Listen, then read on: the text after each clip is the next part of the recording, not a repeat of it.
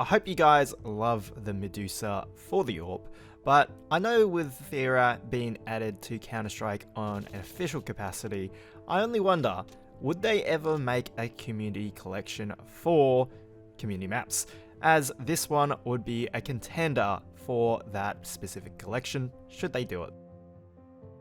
To further reiterate that point, I present you this beautiful, oh so beautiful M4A4 with so much graffiti. It's kind of insane. I personally feel if they were to make a Riviera collection, something like this has to be a classified skin, as it's just so gosh darn gorgeous. I know I don't really feature many P2000 skins, but when I look at the workshop submissions that have been accepted over the years, there's actually a surprising amount of sea-themed skins, so this would actually be quite fitting for CS2. And well, honestly, you guys should already know, I'm all about animals. And this next skin you should already know about. It needs absolutely no introduction, but for this AK-47 it is simply sublime. I had the pleasure of featuring the Black Lotus M4A1S before it got added to CS2. I'm hoping that be the case for this AK. Okay, so I can already tell right from the get-go, this will definitely be a fan favorite.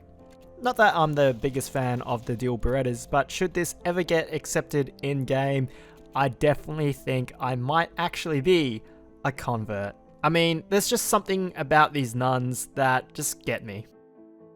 Now, sometimes I have the joy of seeing the same design, but on a different gun.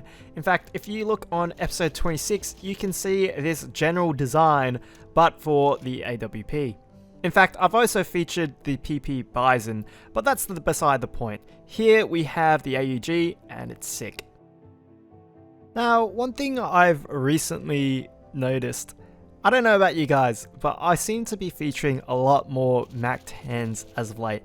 In terms of weapon skins, MAC-10s are actually the third most featured gun on my channel, which is actually quite a surprise. And I can assure you, this design is definitely up there. All of you should recognize this design.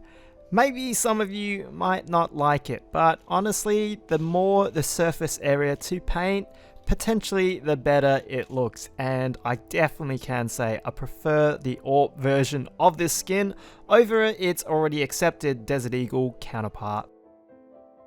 Admittedly, I didn't know what a Vespa was before looking at the skin, but thanks to the Disney movie called Luca, I definitely know what that is now. Though I wouldn't expect to ever see a Vespa on the side of a gun, I definitely think that this type of skin has a place in CS2. And lastly, we have quite possibly my most favorite XM10 14 skin I've ever seen for Counter-Strike 2. I'm really hoping that this one would be considered by Valve because it's definitely different and a very striking design at that. However, we'll have to see when they make the next case. As always guys, like the video if you like it, subscribe if you want, and above all else, go into the description down below and upvote the skins that you would love to see in-game.